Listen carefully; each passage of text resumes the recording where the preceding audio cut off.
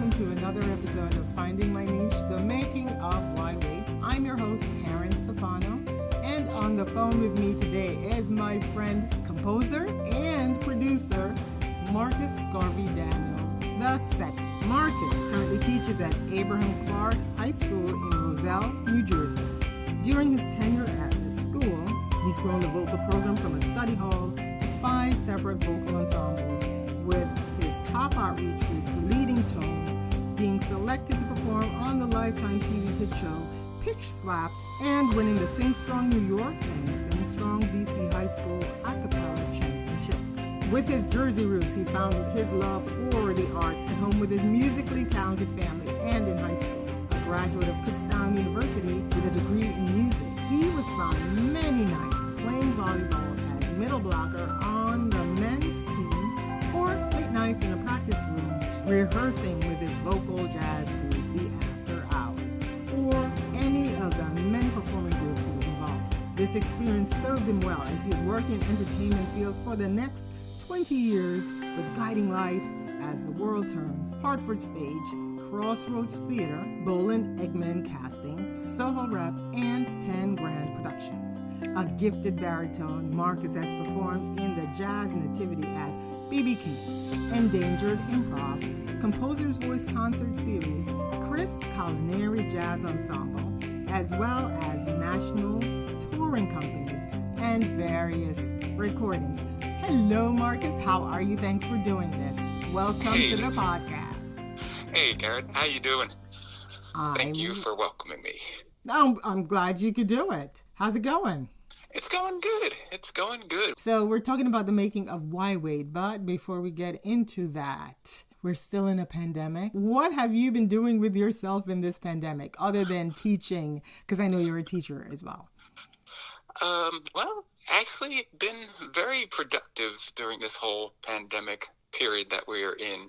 Just working at home with the family, spending more time with them, which has been really great.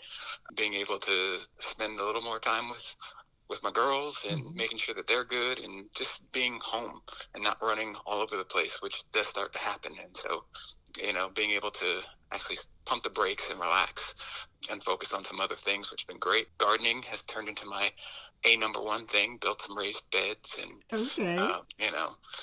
feeding my family and some of the community. So that part's been really, really good. And also been tinkering away at projects. Here's the thing, though, because I know that one of the things I hear is, especially people with young children, that this is one of the blessings that they've had, is that they're able to spend time with their kids. Because like you said, and I know that you have 2 young girls who were into the after school activities. Oh, yeah. And so because they weren't able to do that, you were able to spend time with them in the house and just getting to know them a little bit better, and hopefully they're getting to know you guys better as well. Yeah, it's been kind of neat. I still don't get all the time that I'd like, but just being able to have that moment of pause and looking like, wow, she's turning into a young lady and she's growing taller. Okay, great.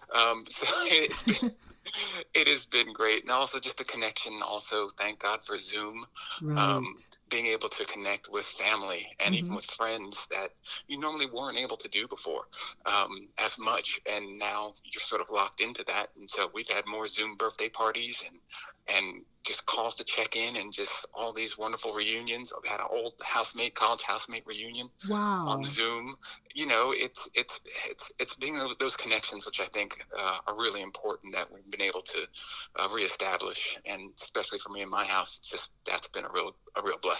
Okay, so then you did not have any in-person meetups at all, right? No, besides running some food to my dad. Not really, no. We had a deaf in the family, and that was the only where we met more of safely distant. Okay. But other than that, no, we try to keep it as low as possible. Oh, all right. Okay. All right. And I know that you're a teacher as well, so you have to do your online teaching, or is that what it's called? Online? Yeah. Okay. Distance learning, remote learning, online teaching, asynchronous, synchronous, whatever you want to call it. I'm online, kids are in front of me, and we're doing the thing. We're trying to. Was there any time when you had to go into the school? With my district, they had were kind enough to figure out accommodations for people. Some of my teachers, yes, they were going back into the building to teach. However, the students were home, but there was also some grace for accommodations, which I'm very thankful for, being able to teach from home, because my girls are home and they're not going to school. Right. So they made accommodations for a lot of us, which has been really helpful. Awesome. All right, so we're talking about the making of Why Wait. My question to you is, how did you become a part of this project? Now, we were in church. We were at rehearsal. Yes. We started talking about, because I knew you did stuff. You know, I saw you doing stuff and handing out flyers for all your gigs and stuff. So I knew you were active. Mm-hmm. And we struck up a conversation, and it came out that, you know, I did some stuff. Did some stuff. Yes. So to say. And that's sort of how it expounded and rolled. Yeah. Yeah. I mean, you know, it's always so interesting when you talk to people. Okay, so we're a part of a ministry, or a part of a worship and creative arts ministry. But even in that ministry, there is a surface sort of relationship where you just come in, you see people, you go, hey, how you doing? Yep. You rehearse, and then you go home. You know, because I knew that you were a teacher, but that was it. I didn't even know what you taught until I think somebody else mentioned that, oh, no, you do music. And I thought, all right, well, he teaches music. Okay. Right. That's it. Until we started talking.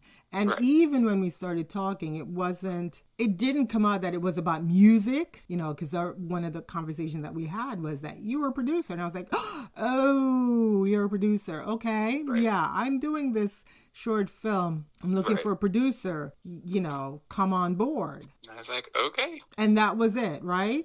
Pretty much, yeah. It was one of those quick checks. It's like, okay, before I say yes, what am I getting stuff into? Is this something I can handle? Can I do this? Is this workable? Right. Then the almighty calendar. Let me check at home. Make sure that this is, hey, babe, is this all right? Yes. Is this going to work for you? Yes. She said go. I said yes. It was, all right, cool. Let's do it. All right, then. Yeah, no.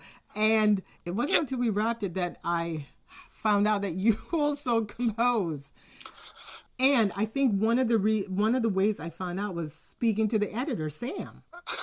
Oh, thank you, Sam. You know what I mean? I mean, that's how, and I was like, oh, I didn't know that, because it was like, yes, and he does this and he did that. And I was like, no, he didn't. No, he does not. And then when I had the conversation with you, you were like, yeah, I've done a few. Right, because it's not, I don't think of myself as like a Hans Zimmer or Elfman or, you know, all these other fantastic people when you think of composing. I just do a little bit here, a little bit there, but not, and on top of that, none of my stuff gets out.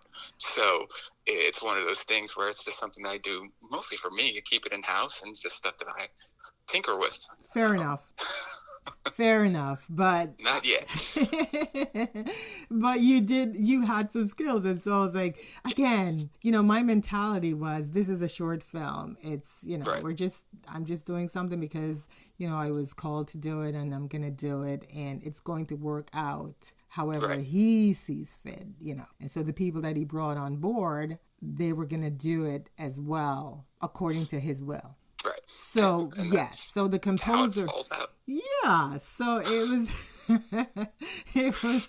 but it was so interesting that I kept finding out stuff little by little by little, and not all in one lump sum. And I'm sure there was a reason for that. For the both of us, I'm quite sure. Right. All right. So what was that like working for me?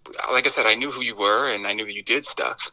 Being in the business, you know, okay, she's working. I can dig it, respect it, cool. So there's not a thing of, oh, you're a flake, or, you know, because your body will work, and just being around you without really knowing you speaks volumes. So it was one of those things that's like, okay, there's a safety. You get that sense of, okay, it's good. But working with you on the production side was great. It felt like I was just doing what I normally do, which I haven't done in a long time. Right. So it was kind of weird, just to like falling off a bike, you know, from the first day on set. So it was fine because you're the boss and director's director and keep it moving. You do what you're told and, ask questions and just keep on rolling and try to make the best thing possible. So, that's essentially how it was. Okay. I mean, It's and a lot of fun. you just came in and you just did what you had to do. You were on point. You took care of us. You took care of the actors. You took care, you were just taking care of us. So I didn't have to worry about anything. Right. And you had more than one hat. I mean, because, you weren't just the producer. You came in and did quite a few other things. But I think that's because of the limited crew that we had. We all were wearing multiple hats. Right. So it didn't feel like, oh my gosh, this is not part of my pay grade, or oh my gosh, this is not my job.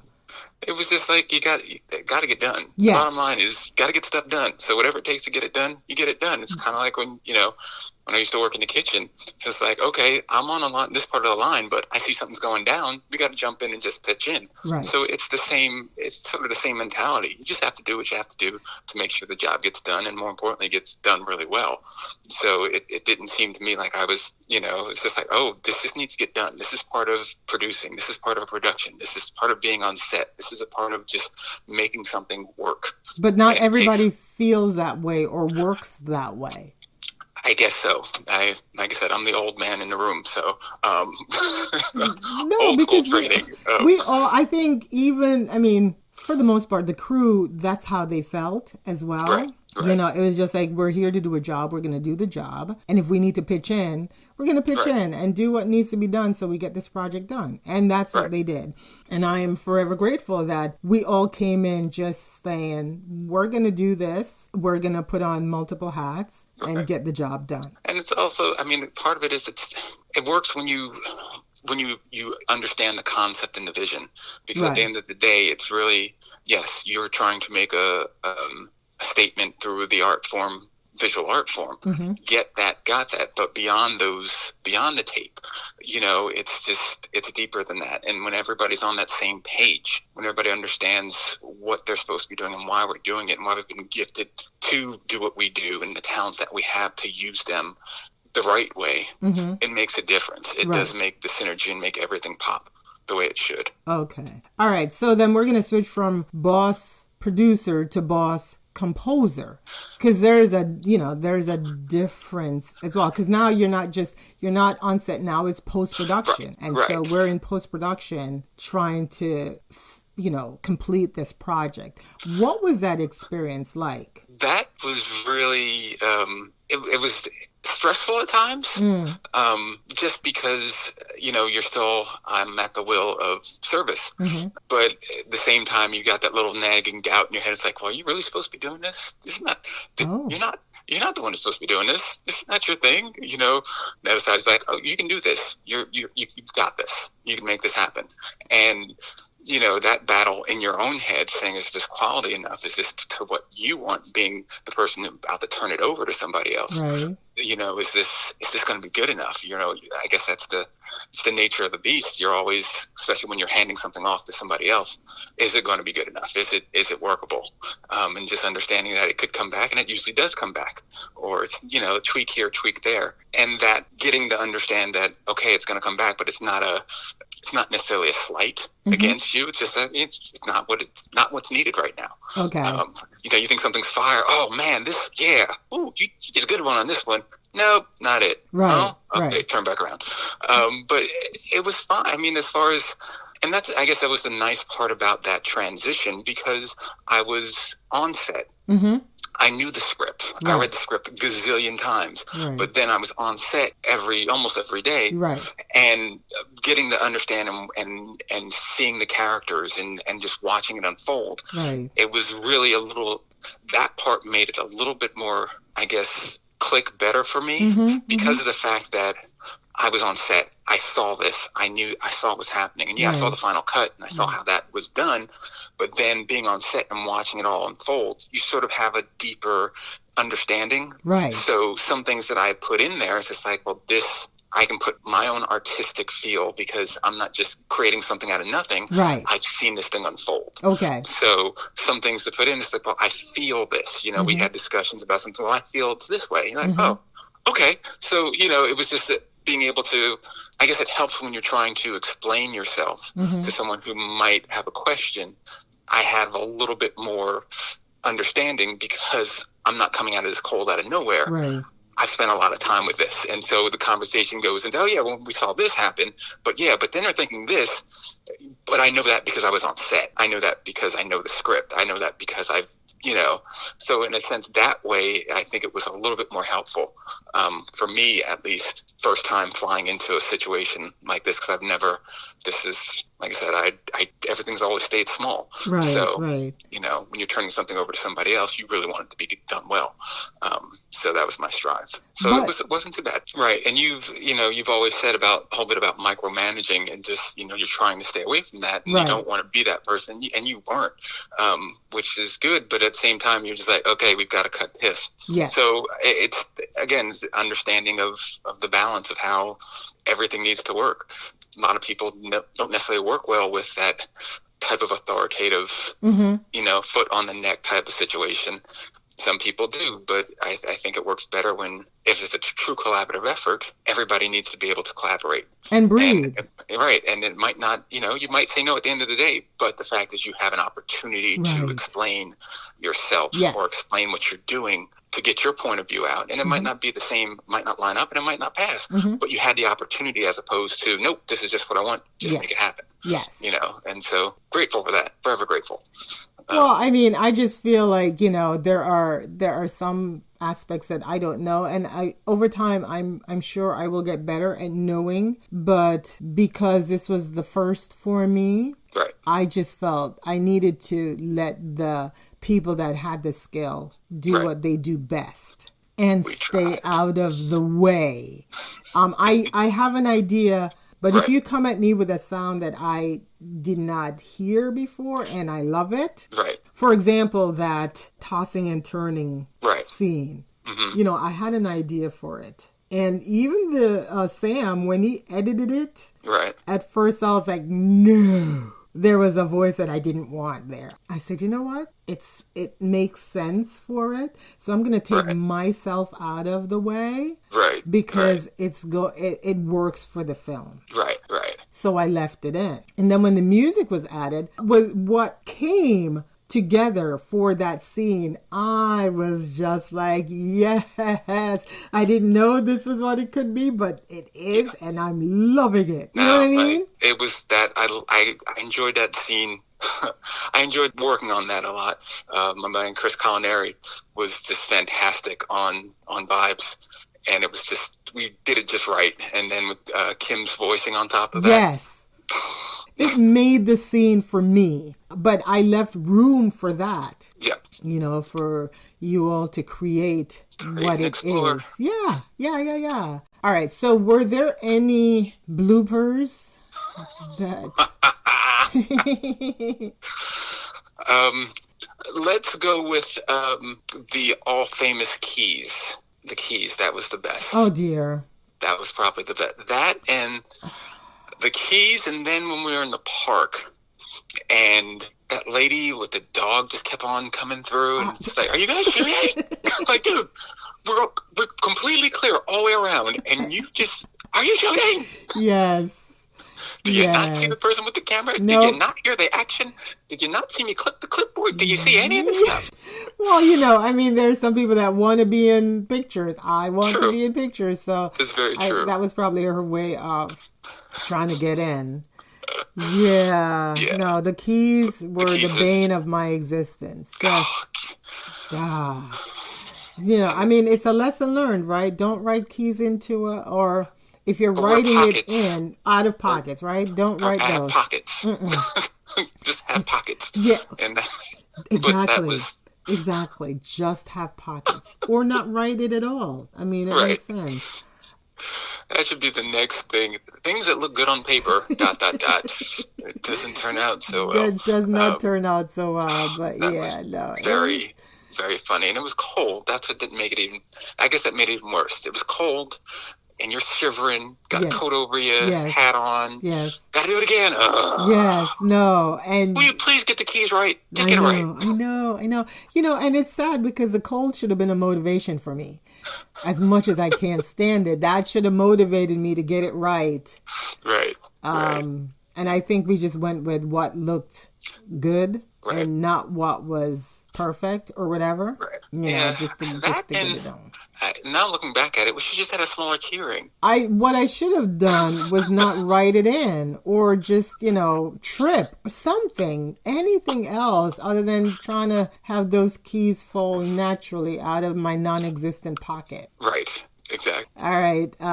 It was good stuff, though. Is there anything coming up on the horizon? No, I'm just working still, chipping away at school, trying to get my kids ready. We got to have a performance hopefully coming up in the end of January, which is going to be some sort of virtual thing, school-wise. And working on the release of, the big one, working on the release of the prayer. And that's been really great. Awesome. So that's going to be the single that's going to be released out of this project. Awesome. I can't wait. So. I listen to that every day. It's just so amazing. I can't wait for everybody else to hear it. It's a good song on its merit alone. Matthew Smythe killing it on the piano.